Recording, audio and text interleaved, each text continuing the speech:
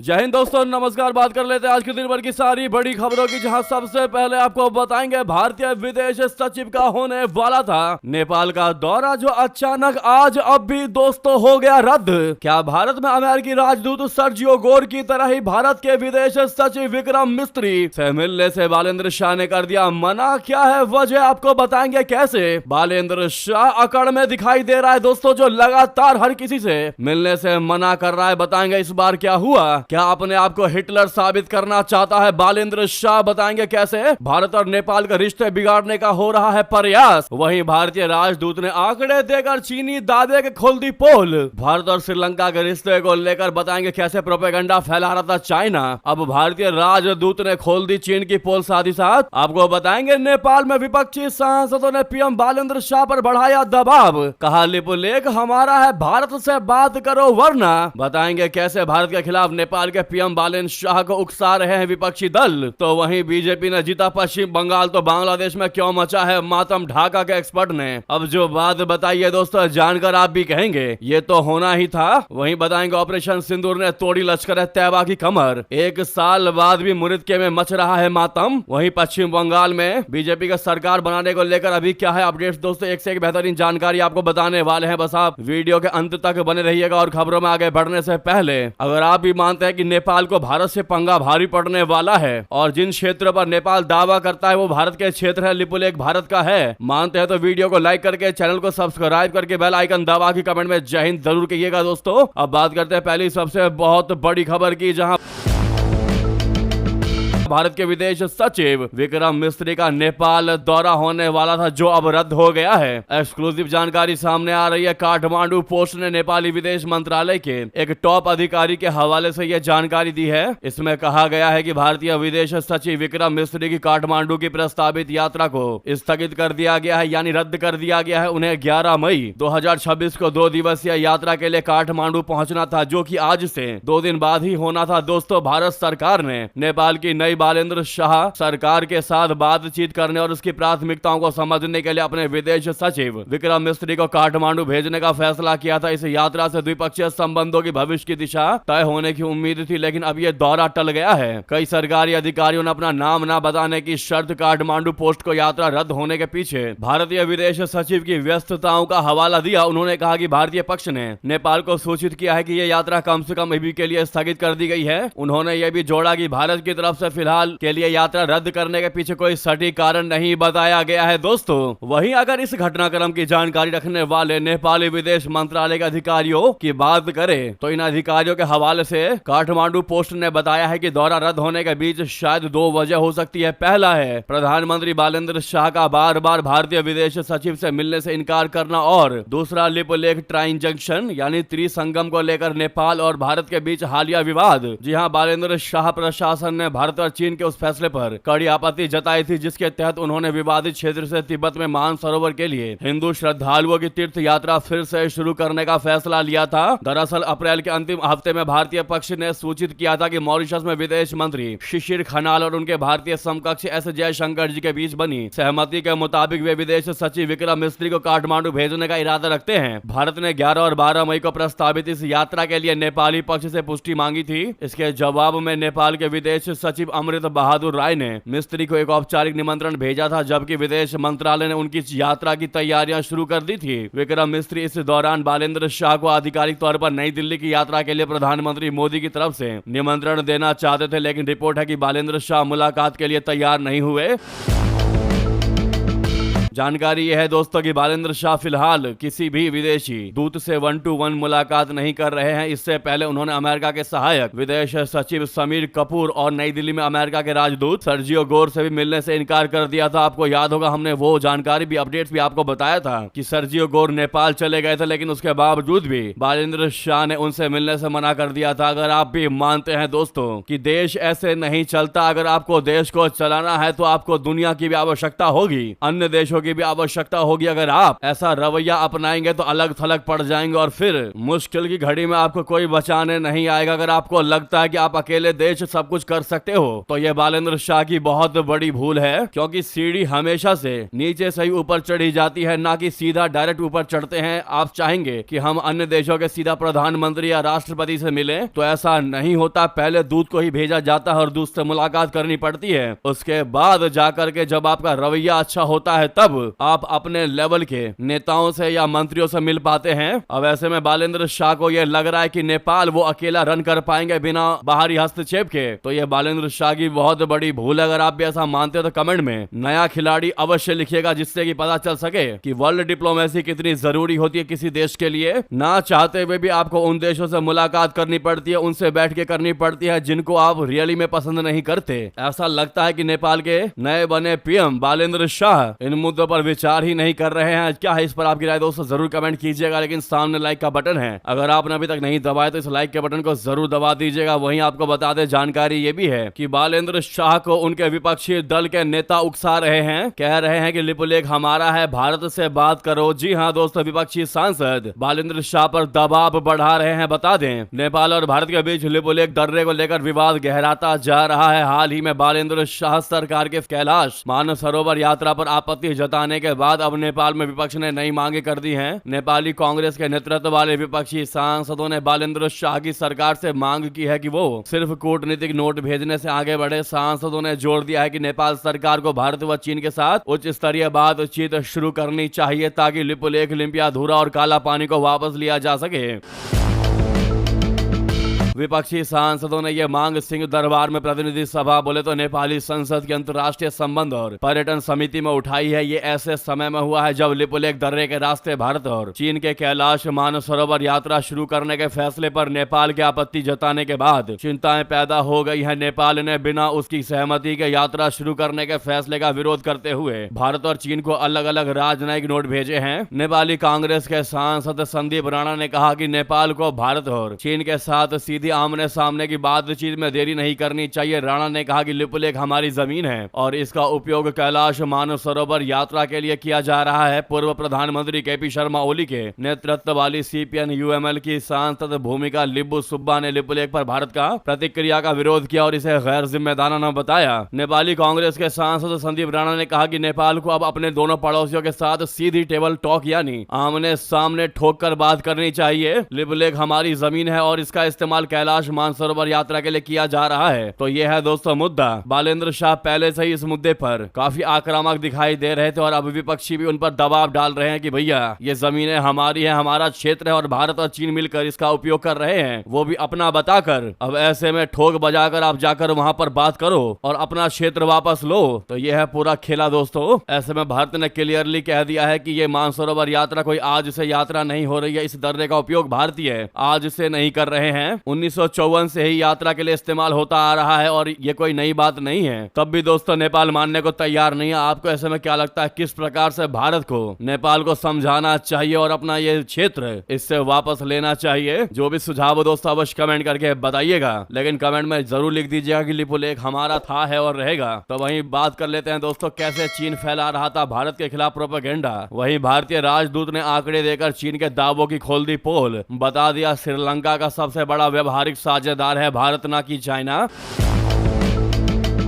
दोस्तों भारत ने जोर देकर कह दिया है कि वो श्रीलंका का सबसे बड़ा व्यापारिक साझेदार बना हुआ है। ये जवाब तब आया जब भारत में चीनी दूतावास के एक प्रवक्ता ने दावा किया था कि चीन श्रीलंका का नंबर 1 व्यापारिक साझेदार बन गया है। इसके बाद भारत ने चीन के दावों की पोल खोल दी। श्रीलंका में भारत के उच्चायुक्त संतोष झा ने भारत के वाणिज्य विभाग के व्यापारिक आंकड़े साझा करते हुए चीन के दावे की पोल खोल दी। उन्होंने बताया कि 2025 में भारत श्रीलंका के बीच द्विपक्षीय व्यापार का कुल कारोबार 6.4 अरब अमेरिकी डॉलर तक पहुंच गया है। इससे पहले चीनी दूतावास के प्रवक्ता यू जिंग ने श्रीलंका के सेंट्रल बैंक के आंकड़ों का हवाला देते हुए दावा किया था कि 2025 में चीन श्रीलंका व्यापार 5.5 अरब अमेरिकी डॉलर तक पहुंच गया था। दूसरी तरफ संतोष झा की तरफ से साझा किए गए आंकड़ों के मुताबिक श्रीलंका से भारत को होने वाले निर्यात 2020 के 689 मिलियन अमेरिकी डॉलर से बढ़कर 2025 में 1.53 अरब डॉलर अमेरिकी डॉलर हो गया, जबकि पिछले साल कुल द्विपक्षीय व्यापार 6.407 अरब अमेरिकी डॉलर रहा था। जी हाँ दोस्तों, वहीं बता दें भारत के विरोध की परवाह नहीं, तीस्ता प्रोजेक्ट पर चीन के शरण में बांग्लादेश, कैसे मोहम्मद यूनुस की राह पर चला तारिक रहमान। बता दें बांग्लादेश के विदेश मंत्री खलीलुर रहमान ने इसी सप्ताह बीजिंग की यात्रा पर चीन के विदेश मंत्री वांग यी से मुलाकात की। इस दौरान उन्होंने चीन से औपचारिक रूप से तीस्ता नदी व्यापक प्रबंधन और बहाली परियोजना में हिस्सा लेने का अनुरोध किया। यह पहली बार है जब बांग्लादेश की चुनी हुई बीएनपी सरकार ने चीन से यह अनुरोध किया है कि इस मेगा प्रोजेक्ट में चीन की भागीदारी नई दिल्ली के लिए चिंता का विषय रही है। विदेश मंत्री का पदभार संभालने के बाद चीन की पहली यात्रा पर पहुंचे खलीलुर रहमान ने गुरुवार को वांग यी से मुलाकात की। बातचीत के बाद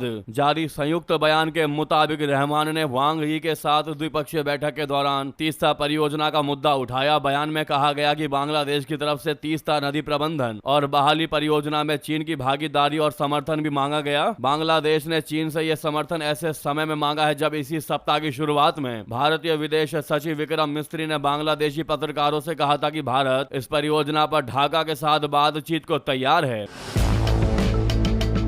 बांग्लादेशी मीडिया आउटलेट प्रथम आलो ने बताया कि जब मिस्त्री से तीस्ता मेगा प्रोजेक्ट पर चीन के प्रस्ताव के बारे में पूछा गया तो उन्होंने कहा कि भारत पहले ही बांग्लादेश को प्रस्ताव सौंप चुका है। बांग्लादेश की नई सरकार मामले को आगे बढ़ाना चाहती है तो वो चर्चा को आगे बढ़ाने को तैयार है। दोस्तों, तीस्ता परियोजना पर बांग्लादेश की बीएनपी सरकार का चीन की ओर झुकाव मोहम्मद यूनुस की अंतरिम सरकार के दौरान तय की गई कूटनीतिक दिशा की तरफ ही आगे बढ़ने का संकेत है। मोहम्मद यूनुस ने मार्च 2025 में बीजिंग का दौरा किया था, जहां उन्होंने संयुक्त बयान में तीस्ता परियोजना में चीन की भागीदारी का स्वागत किया। यह पहली बार था जब बांग्लादेश ने द्विपक्षीय दस्तावेज में तीस्ता प्रोजेक्ट में चीन की भूमिका का औपचारिक रूप से स्वागत किया। दोस्तों, भारत लंबे समय से तीस्ता परियोजना में चीन की भागीदारी का विरोध करता रहा है। इसे वो भारत के पड़ोस में बीजिंग के प्रभाव विस्तार के रूप में देखता है। भारत और बांग्लादेश के बीच तीस्ता नदी के जल बंटवारे पर समझौता 15 साल से अटका हुआ है। 2011 में इस पर लगभग सहमति बन चुकी थी, लेकिन पश्चिम बंगाल की तत्कालीन मुख्यमंत्री के विरोध के चलते समझौते पर हस्ताक्षर न हो सका।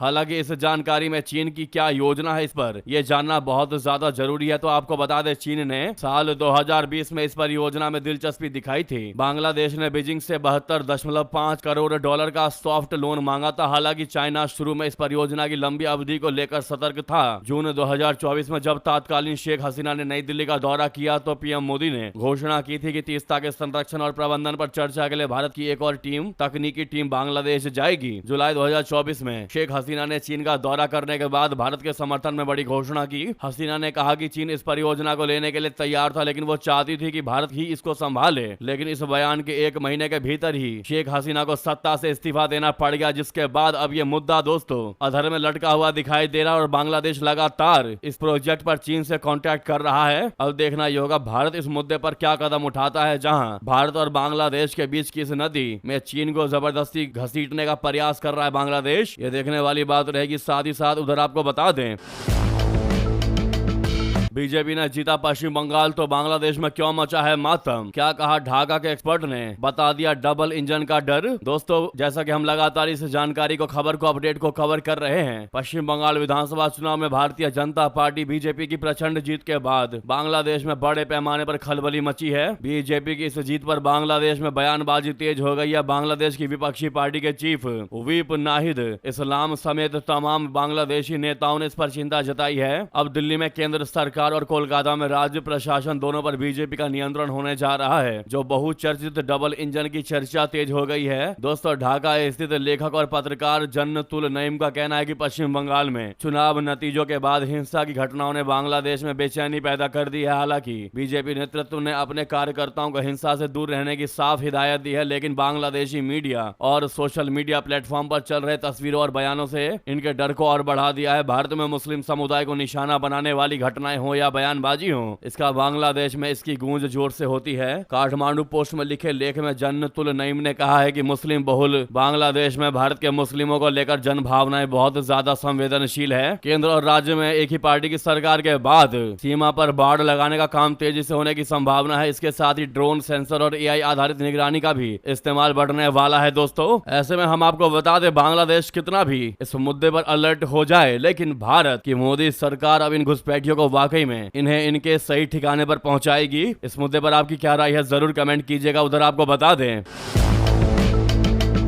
पड़ोसी की लड़ाई में अपनी टांग फंसाकर बुरा फंसा पाकिस्तान। जब्त ईरानी जहाज में कैद हुए पाकिस्तानियों को ही नहीं छुड़वा पा रही है शहबाज और मुनीर। बता दें, अमेरिका और ईरान के बीच एक बार फिर से तनाव बढ़ गया है। दोनों देशों के बीच हॉर्मुज स्ट्रेट में गोलीबारी हुई है और दोनों ही एक दूसरे पर संघर्ष विराम तोड़ने का आरोप लगा रहे हैं। इस बीच दोनों के बीच मध्यस्थ बने पाकिस्तान की चिंताएं बढ़ गई है। अमेरिका ने हाल ही में एक ईरानी जहाज को भी कब्जा लिया था जिसमें लगभग दर्जन भर पाकिस्तानी सवार थे। बढ़ते तनाव के बीच पाकिस्तान अपने नागरिकों की वापसी के लिए भी हाथ पैर मार रहा है। अब जब अमेरिका ने उसकी एक भी नहीं सुनी दोस्तों, तो अब सिंगापुर के पास पहुंचकर सिंगापुर से मदद मांग रहा है पाकिस्तान। जब्त किया गया जहाज फिलहाल सिंगापुर के समुद्री क्षेत्र के पास खड़ा है जिसमें 11 पाकिस्तानी और 20 ईरानी क्रू मेंबर सवार थे। पाकिस्तान ने सिंगापुर से मदद मांगी है कि वो पाकिस्तानी और ईरानी नागरिकों की रिहाई में मदद करे। पाकिस्तान के उप प्रधानमंत्री और विदेश मंत्री इशाक डार ने कहा कि उन्होंने सिंगापुर के विदेश मंत्री विवियन बालाकृष्णन से बात की और अमेरिका की ओर से जब्त किए गए जहाजों पर सवार 11 पाकिस्तानी और 20 ईरानी नाविकों की सुरक्षा और स्वदेश वापसी में मदद का अनुरोध किया। वहीं आपको बता दें, सबसे बड़ी खबर, शुभेंदु अधिकारी ही होंगे बंगाल के नए मुख्यमंत्री। अमित शाह ने खुद किया नाम का ऐलान। दोस्तों, पश्चिम बंगाल की राजनीति में आज इतिहास रच दिया गया है। कोलकाता में हुई बीजेपी विधायक दल की बैठक में शुभेंदु अधिकारी के नाम पर अंतिम मुहर लग गई है। खुद केंद्रीय गृह मंत्री अमित शाह ने शुभेंदु अधिकारी के नाम का ऐलान किया। अमित शाह जी और ओडिशा के सीएम मोहन चरण मांझी की मौजूदगी में विधायकों ने सर्वसम्मति से शुभेंदु अधिकारी को अपना नेता चुना। शुभेंदु अधिकारी कल यानी 9 मई को सुबह 11 बजे कोलकाता के ऐतिहासिक ब्रिगेड परेड ग्राउंड में मुख्यमंत्री पद की शपथ लेंगे।